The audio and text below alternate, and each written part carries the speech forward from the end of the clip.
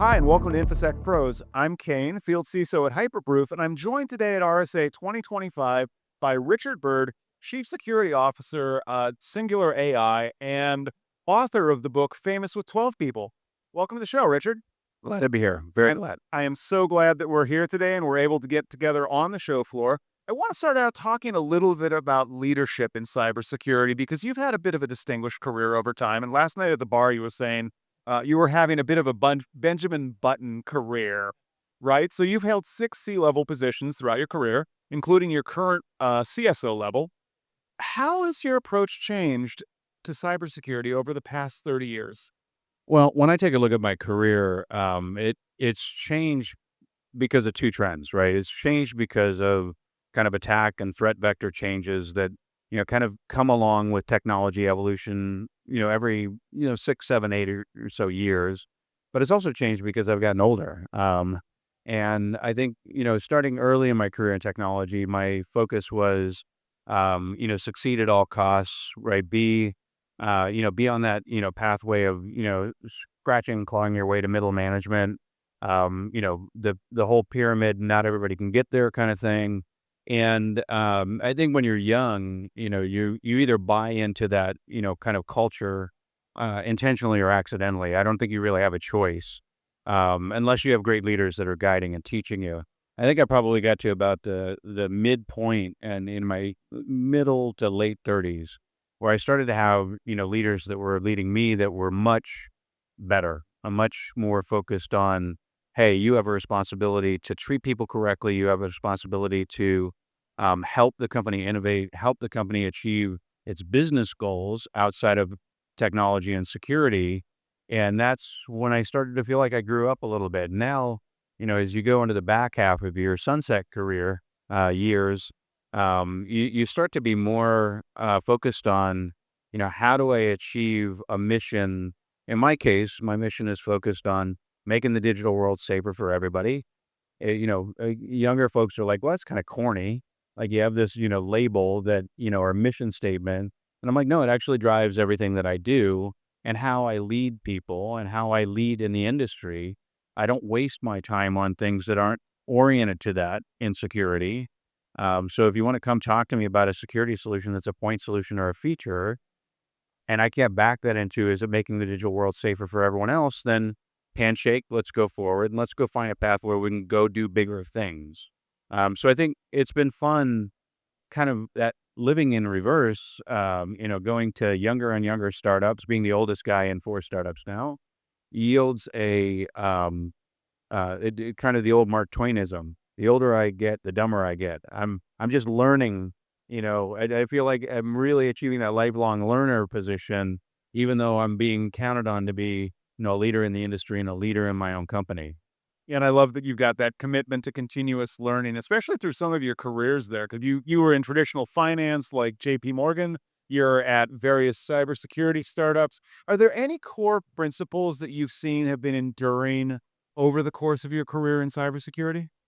Uh, well, the answer initially would be no, um, but it would be no with a darker actual answer, which is I think the core principles and themes that I've seen, unfortunately, have been the repeats of the same historical patterns over and over again. The old Descartes quote: "Those that don't appreciate history are doomed to repeat it." And up until just about the last 2 years, uh, when you stay around the industry long enough, you see repeats of the same types of attack methods and exploit methods. You see 30 years of identity being, basically the primary entry point for most breaches and hacks in a super majority percentage position. DBIR puts that out there, and you run the risk because of these repeat patterns and these repeat failed approaches of becoming very cynical and skeptical, right? Um, but I think that, when we look at like great security companies and great security organizations, there is a theme around core principles of our job is to safeguard the company, its assets, its people. And when you have that more holistic expectation of security within those organizations, they tend to be the ones that are really overachieving in that sector. I think JP Morgan Chase is a great example. right? That, I think Jamie Dimon has said multiple times, like, we are a technology company that moves money, and by association, we are constantly concerned about security. Those types of core principles are the ones that have persisted in the best companies, both on the vendor side as well as the enterprise side. And now, is there a governance angle to this as well, like for structural governance things? Because you've done board level advisor and you've been a board member, right?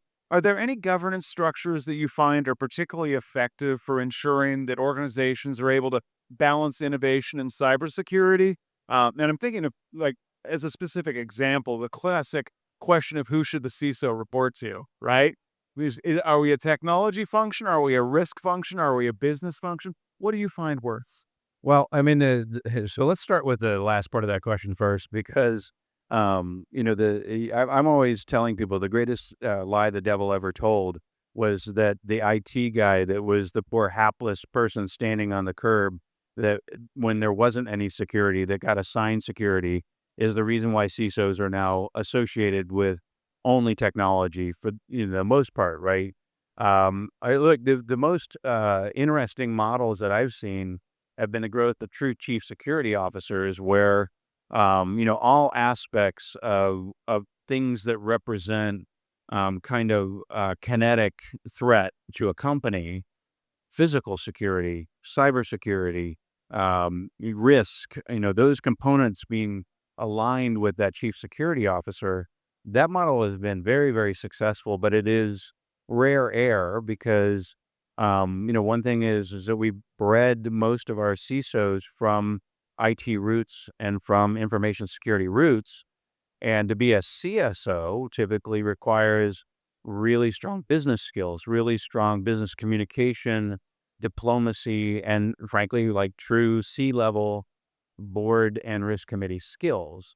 So obviously, I think that within the industry, we're going to continue to see pushes for that, business side aspect of CISOs. But if we bring it back to, the governance side, um, I don't know if there is a framework name for the most successful types of governance, but I also see it as very rare, which is real and true life cycle management, cradle to grave, birthright, type governance where it's not I look at it once, whatever that it is, right?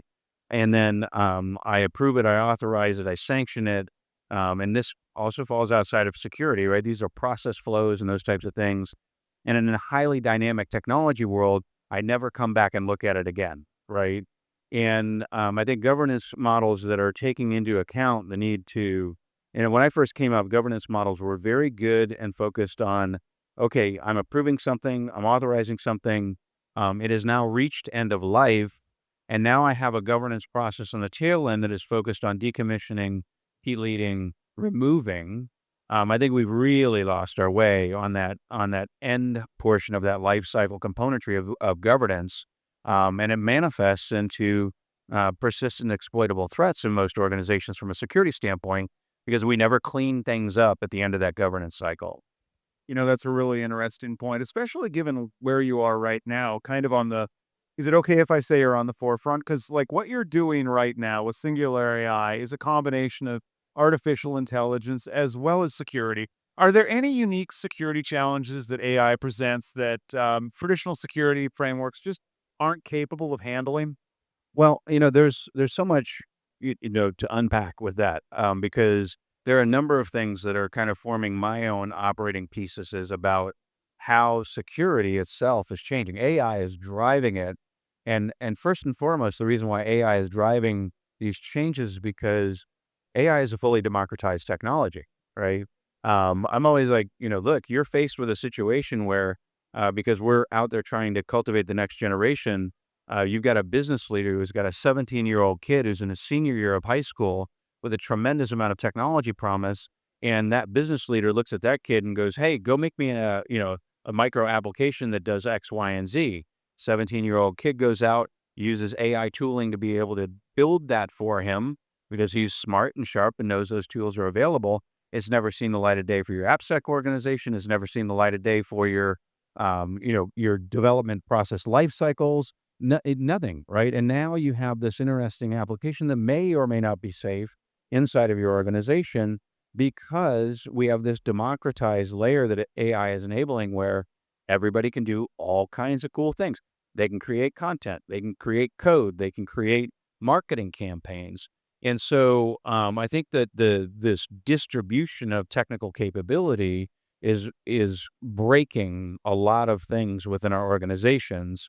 It's manifesting initially with this massive fear about proprietary corporate data information or data and company and customer information that you want to protect. But if we think about what is really changing, um, whether it's OSI 7 layer model or DID or zero trust, our security architectures and frameworks have been built predominantly to push us into protecting static assets. AI is not static. And that, when I said in the last couple of years, suggests the first change that we really had to this pattern of continuous application of misery for not fixing the same problems for year over year over year. I think that AI is now the big change in this space. And when we look at the implications for governance, they're huge. When we look at the implications for security and safety, they're huge. But even beyond that, what that represents for culture. Recently, I've been speaking about we need to stop asking if humans are ready for AI and ask if AI is ready for humans, right? Because the inefficiencies and the poor controls and the poor management that we've done with technology pre-AI suggests AI is probably not ready for us. That it won't stop us, but AI is probably not ready for us. But you're raising a really interesting point that I think a lot of lawmakers have already tried to start addressing, especially in the European Union, but to California, where we're at right now, to a lesser extent. Are there any legal standards that you're seeing come out that are meaningfully helping to address that potential gap between whether or not we're ready for AI or AI is ready for us? No, I mean, I think there have been some semi-heroic attempts, predominantly in the European Union. EU AI Act came out. Those of us that read it felt that it was aspirational at best. The governments are and regulatory bodies are still extremely resistant to prescriptive regulatory demands, right?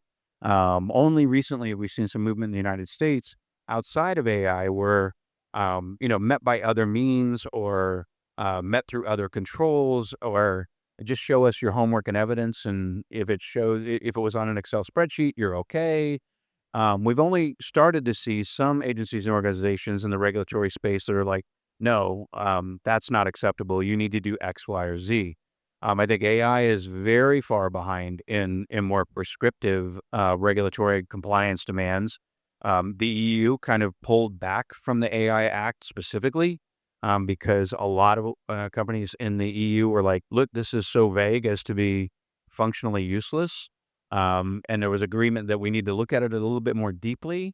But when we look at it, I think that we're missing from a regulatory and compliance standpoint the reality that AI represents a risk and a threat to human beings writ large. And our regulations should be focused on how, frankly, how the components of criminality are using AI to do bad things. Sexploitation, advancing human trafficking, advancing economic gains for organized crime. And in many ways, the bad guys are ahead when it comes to putting their own type of policy wrappers around how they're going to use AI to execute these bad things. Then we are way behind. I mean, if you look at what we're seeing with NIST, right? Look, we can't deny the value of NIST, but if you come out with a AI standard and it's more onerous than audit standards for the application of AI, you're going to have a lot of people standing around going, I don't know what to do, right? Because you've made the standards more complicated in execution than the actual use of the technology to execute on those strategies. And I love that you're willing to say that and that you're willing to challenge the status quo of NIST being this establishment that we can trust and say, well, wait a second, this might not actually be adequate for folks. So you've been doing this for a while. I've been doing this for a while. What's the big outdated, like the conventional wisdom? What's the conventional wisdom that no longer makes sense these days? Wow. I think the conventional wisdom really starts at the technical core, which is, um, don't worry, we have AES 256, right? I think if we look at the very core of security, there's just a very large argument to be made that misconfiguration, mismanagement of encryption at that cryptographic layer has netted the need for other security controls to make sure that we're not getting hacked. And then the same goes for the basic foundations of data security and identity security, right? I always tell people, like, if encryption was unbreakable, can you imagine how much less security solutions we would have? And so this idea that we're going to wait until the quantum world manifests, because that's when all of this encryption is going to get broken, invalidates the reality that it's already been broken. The AES standard was pushed into GA by Microsoft in 2001. Prior to that, because DES and triple DES were no longer cutting it, right? And now we get into 25 years of using the same framework around encryption in the enterprise space and predominantly, and we become overly reliant, and it's the false sense of security.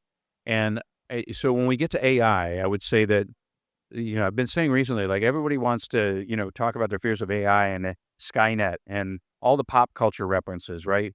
And I'm always like, well, you're focused on the wrong thing, right? There's one specific character in the Terminator that actually represents AI, which is T-2000, right?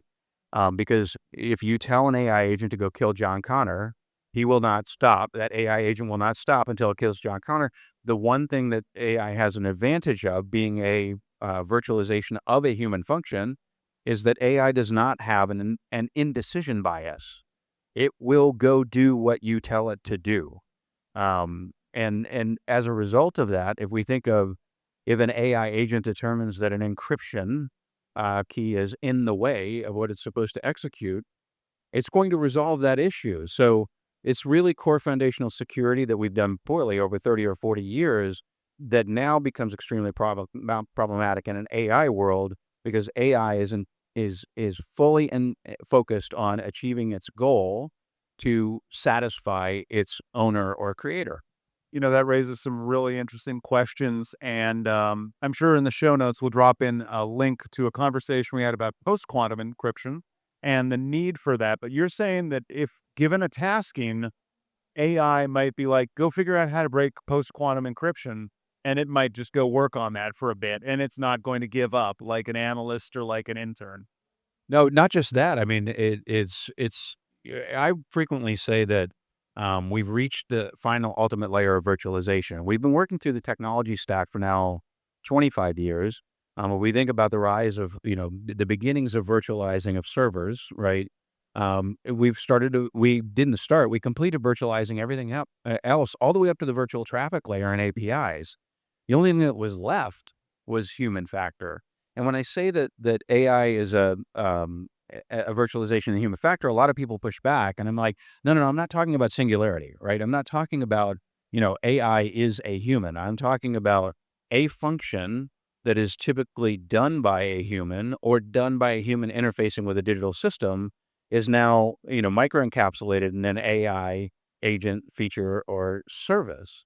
And when you look at it that way, here's what gets really fascinating. AI isn't the only thing that will intentionally work around every one of your security controls. Human beings are fantastic at this. I'm not talking about the bad guys. I used to tell a joke all the time when I was speaking that, if identity is the new perimeter, then Bob in accounting is port 80. Um, I had to stop telling that joke because, I mean, I love the younger generation. My children are all part of it.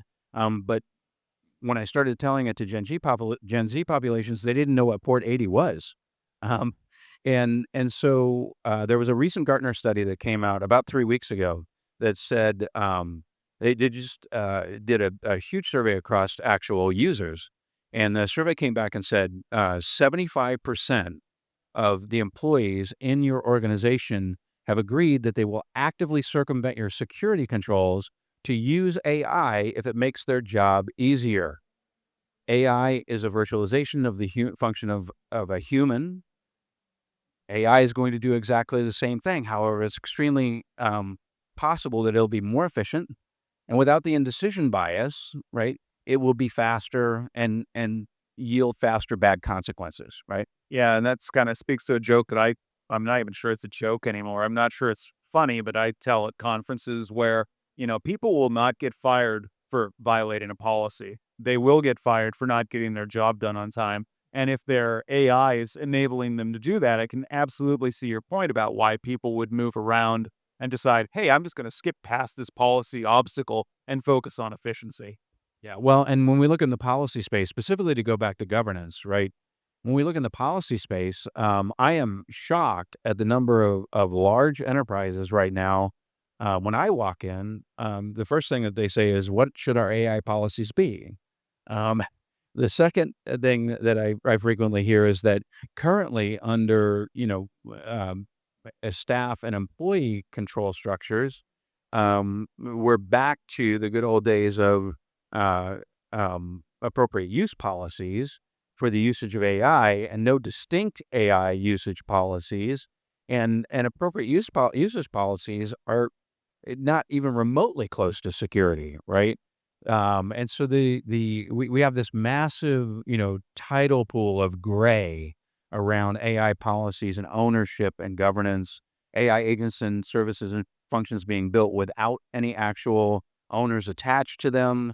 All of the problems that we've seen before, but obviously in this rush to greatness and epicness in the use and innovation of AI, we're just getting buried in the amount of volume that we're seeing, and really compliance and governance, professionals are struggling with 300 requests for AI feature and service usage, and they've got no research base, they've got no access to information to even make the decisions, and then it's absent of all the policies that would guide them to make the right choices.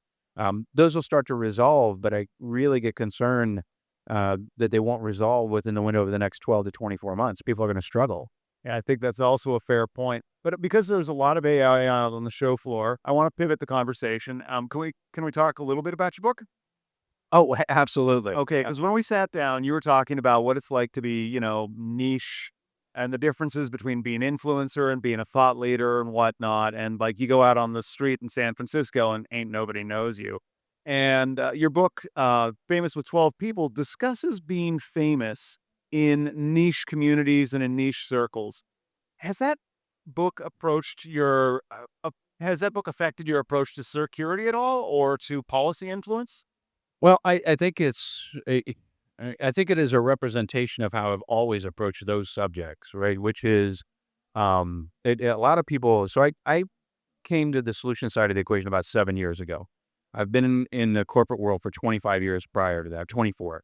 And just as I am in the solutions cybersecurity community space, I was in the enterprise space, which is, I've always been a very vocal advocate for change, a contrarian application of cynical and skeptical logic to anything that gets presented to me. Actually a human poster child, but for trust but verify.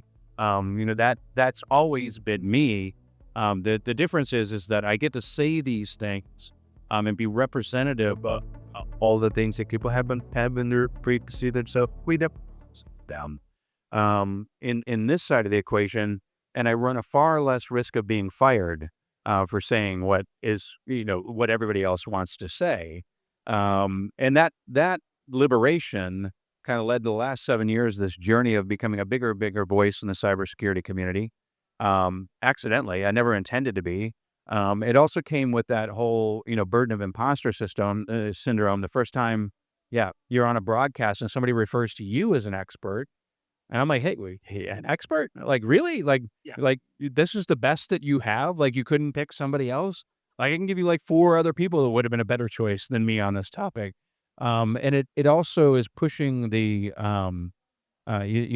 boundaries of your own, belief around, "Wow, am I really, like, yeah, I'm a super fanboy in our community. Like every big name that everybody follows, like to be up, to have the opportunity to green room with them and be on stages with them and be on panels with them. Like I'm always like in awe when I get in these environments. And then when you meet people who are of that same kind of emotional, excitement to be around you, what I realized was, and the reason that I wrote the book was I think in our industry specifically, because the book is not isolated to cybersecurity, but I think in our industry specifically, there are a huge number of incredibly interesting people with important things to say, and they don't know how to do it, right? They don't know how, things as simple as abstract submissions and getting on speaking platforms are mysterious to them. But you get into the realms of PR and media and how do I represent my personal brand and all those types of things, they're a bigger mystery. So my goal was in writing the book, let me find a way to share information with people so that they can share what they have because I believe that a lot of people have really important things to say. They just don't know how to do it. I love that, and that takes considerable bravery to do what you do, or just for some people who are thinking of getting into speaking. But at the same time, I know we're living through a period of accelerated history right now. And I have to ask, kind of final question as we start to wrap up here. Is there any personal risk that comes from, like you speak to global news organizations, you've been cited frequently. Um, I know right now we're moving into a bit of a spicy policy area. Is there any personal risk that you're seeing right now, especially as we're seeing potential targeting of cybersecurity experts domestically, that you're trying to reduce that risk? Yeah, I certainly do, and I think there's there's some lead in concerns and bad news to that question, and there's some lead out RSA specific good news to that question. Like a lot of security practitioners think that what's happened to Joe Sullivan, to Tim Brown, and now most recently Chris Krebs, and concerns for great practitioners like Jen Easterly and the folks that have been really on the policy front lines and on the, national critical infrastructure front lines. I think that we've all found it unconscionable that, we've had our industry painted with a brush that took us from superheroes to potential villains and enemies, right? I'm of an age and stage in my life that I'm going to say what I want to say and I don't care, right? And I'm also one of those few security professionals that's actually ever been an elected official.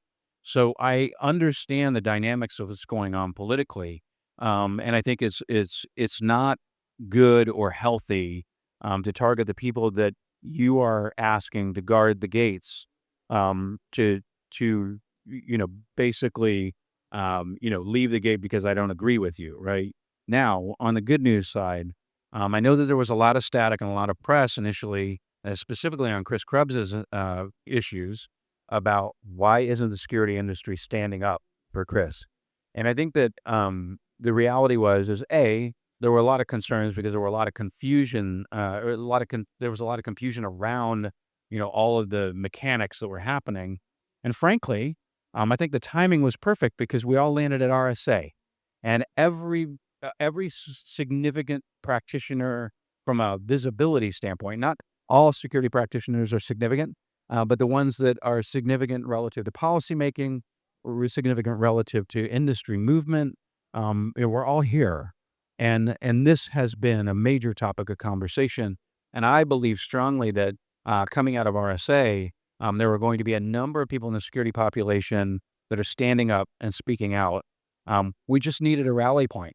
And in this particular case, it was Moscone spring training where we could all come together and compare notes and decide what we were going to do. So I think we're going to see I definitely think we're going to see some strong statements coming in the market about stop making the good guys the bad guys. And I love that. It's a strong closing statement coming out of RSA 2025. Richard, I want to thank you for being on the show. And if you're watching this at home or on YouTube and you know somebody who should be on the show, or alternatively, if you're like, hey, I could be micro famous with 12 people, I could be on the show, go ahead, reach out to me on LinkedIn, DM me, or just email me. Again, with that, Richard, I really want to thank you for being on the show today, and to our viewers for sticking around. Thank you.